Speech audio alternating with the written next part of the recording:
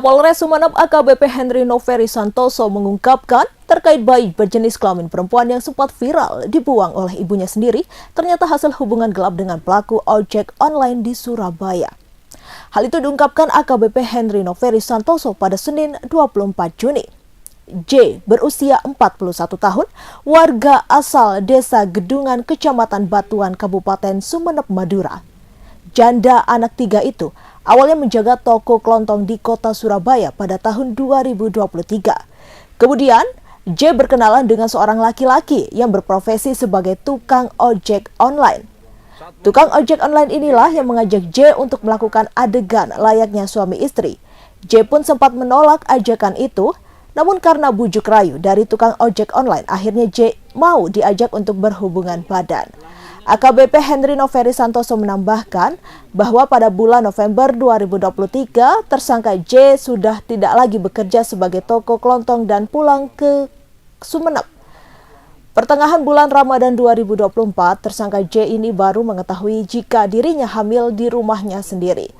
Karena J tidak bisa menanggung malu pada keluarga dan tetangganya, saat bayi tersebut lahir pada Selasa 18 Juni 2024, J membuangnya di depan garasi rumah atau pinggir jalan Dusun Pasar Kayu, Desa Pabian, Kecamatan Kota Sumeneb.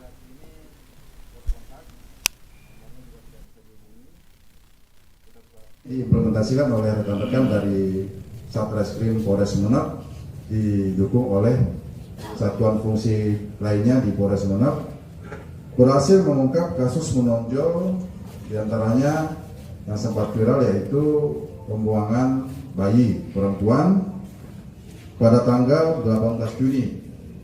Kemudian dituangkan dalam LP B144 nomor Romawi 2024 yang ditemukan di garasi mobil milik saudara MAW beralamat di Kota Sumeneb, Kabupaten Sumeneb. Hasil penelusuran melalui CCTV, kemudian pengumpulan bahan keterangan maupun saksi, sekaligus kita menggunakan crime scene investigation, berhasil diungkap pelaku, yaitu inisialnya J, beralamat di Desa Gedungan, Kecamatan Batuan, Kabupaten Sumeneb. Kronologisnya, inisial J bekerja di toko di Surabaya, toko kelontong, pada awal tahun 2023. Kemudian berkenalan dengan seorang laki-laki yang berprofesi sebagai tukang ojek online. Kemudian saat berbelanja kebutuhan toko, pelaku J ketemu dengan tukang ojek online tersebut. Kemudian tukang ojek online tersebut mengajak melakukan J untuk berhubungan badan. Saat itu pelaku J menolak dengan alasan takut hamil. Kemudian karena bujuk rayu dari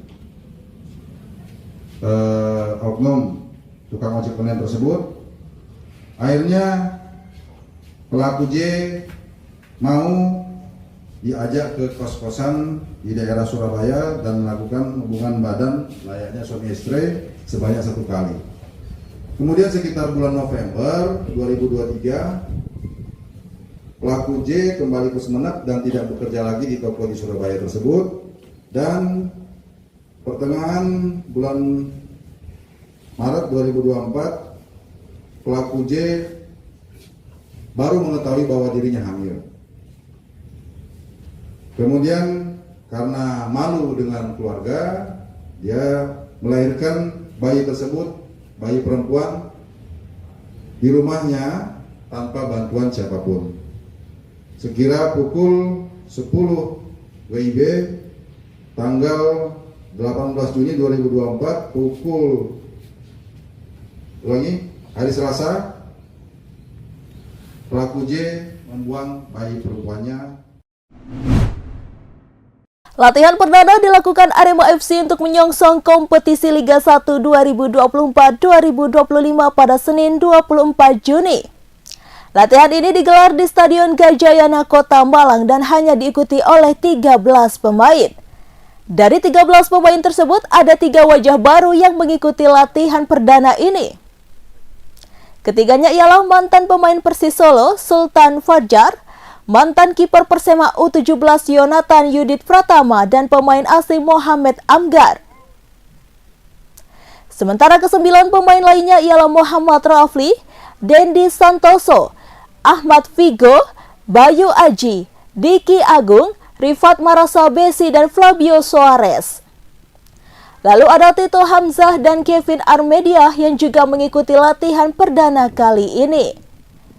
Sebelumnya, Kevin dan Tito sempat dipinjamkan oleh Arema FC ke klub yang bermain di kompetisi Liga 2. Dalam latihan ini dipimpin langsung oleh 2 asisten pelatih, Kuncoro dan Siswantoro. Kemudian ada pemain Arema, Claudio De Jesus, yang juga terpantau mengenakan jersey pelatih. Saat dikonfirmasi, Claudio menyampaikan jika dia di sini hanya sebagai penerjemah untuk pelatih baru Arema FC. Latihan yang digelar sore hari itu hanya berlangsung sekitar 1,5 jam. Kuncoro mengatakan bahwa latihan ini sebagai persiapan awal untuk kompetisi Liga 1 2024. Dia juga menilai jika dalam latihan ini kondisi para pemain cukup bagus. Di sisi lain, Kuncoro juga menyampaikan jika latihan perdana ini menyesuaikan dengan program latihan dari pelatih kepala. Meski belum diresmikan, Arema FC telah menunjukkan Joel Corneli sebagai pelatih untuk musim 2024-2025. Selama 2 bulan terakhir, ada 23 tersangka balon udara tanpa awak yang ditetapkan tersangka oleh Polres Ponorogo.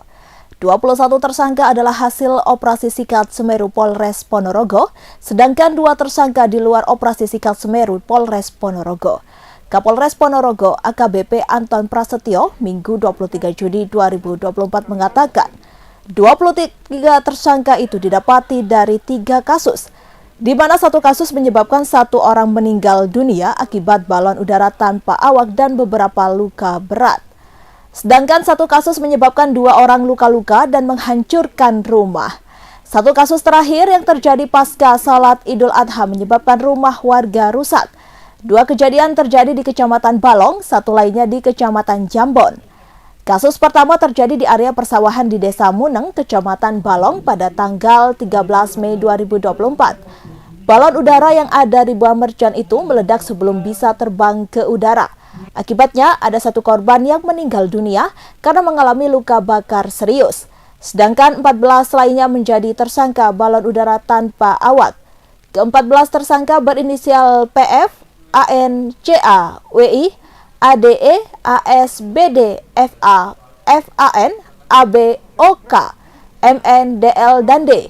Dari jumlah itu, sebanyak 8 tersangka merupakan ABH atau anak yang berhadapan dengan hukum.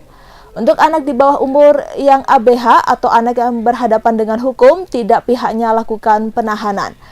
Kasus kedua di sebuah rumah di Desa Belembem, Kecamatan Jambon, mercon meledak, tepatnya 14 Mei 2024 malam. Mercon meledak di dalam rumah, selain melukai 1 orang juga membuat rumah tersebut rusak di bagian atapnya.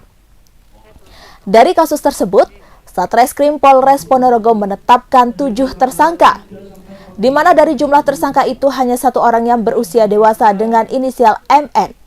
Sementara 6 orang sisanya merupakan anak yang berhadapan dengan hukum. Lalu tanggal 17 Juni 2024 pasca sholat Idul Adha, atap rumah milik Haryanto warga Desa Dadapan, Kecamatan Balong jebol akibat ledakan mercon balon udara tanpa awak. Asal muasal mercon jumbo yang meledak itu dari balon udara yang sedang terbang di atap rumah Haryanto. Polisi pun langsung bergerak pasca kejadian itu. Ada 2 tersangka terungkap karena ada sobekan kertas bertuliskan Almar. Kejadian di Desa Dadapan, Kecamatan Balong, pihaknya telah tetapkan 2 tersangka yakni inisial RR dan IDR. Mereka mengaku yang membuat dan menerbangkan balon yang disertai mercon. RS berusia 13 tahun mengaku dicabuli oleh 26 pria di kota Bau-Bau, Sulawesi Tenggara. Kepolisian Resort atau Polres Bau-Bau lantas menyelidiki kasus tersebut. Dalam konferensi pers Senin 24 Juni, Kapolres Bau-Bau AKBP Bungin Masokan Misalayu mengatakan seusai menyelidiki kasus pencabulan itu, pihaknya menyimpulkan pelaku ada 20 orang. Berdasarkan penuturan dari korban, pelaku berjumlah 26 orang. Tetapi dalam proses penyelidikan dan mengecek satu persatu jumlah terduga pelaku sebanyak 20 orang. Ia menyebut ada beberapa pelaku yang berulang kali melakukan tindakan asusila terhadap korban. Adapun 10 tersangka yang telah ditangkap Polres Bau-Bau tak semuanya melakukan persetubuhan. Lalu, terduga pelaku penyandang disabilitas kebutaan yang sempat menjadi perbincangan masih dalam penyelidikan lebih lanjut. Sementara itu, seluruh terduga pelaku yang kini sedang dalam pencarian sedang berusaha untuk ditangkap. Masokan Misalayu juga menjelaskan sejauh ini Polres Bau-Bau telah memeriksa 12 orang saksi beserta saksi ahli. Kini, ke-10 tersangka yang telah ditahan dipersangkakan pasal pencabulan atau persetubuhan terhadap anak di bawah umur dengan hukuman pidana paling singkat 5 tahun serta paling lama 15 tahun dan denda paling banyak sebanyak 5 miliar rupiah. Kejanggalan muncul dari kasus AM 13 tahun yang tewas diduga disiksa oleh oknum polisi di Padang. Saat Kapolda Sumatera Barat Irjen Pol Suharyono membantah adanya penyiksaan yang dilakukan oleh pihak kepolisian, rekan AM berinisial A justru memberi keterangan berbeda. Ia mengaku melihat penyiksaan itu secara langsung. Dilansir dari tribusumsel.com pada Senin 24 Juni, AM ditemukan tewas mengambang di sungai dekat jembatan di Jalan Bypass Kuranji, Kota Padang pada Minggu 9 Juni. Saat ditemukan, AM dilaporkan terluka di sekujur tubuhnya, diduga disiksa oleh oknum polisi seusai dituduh hendak tawuran. Ia juga mengalami patah di sejumlah tulang rusuk hingga paru-paru robek.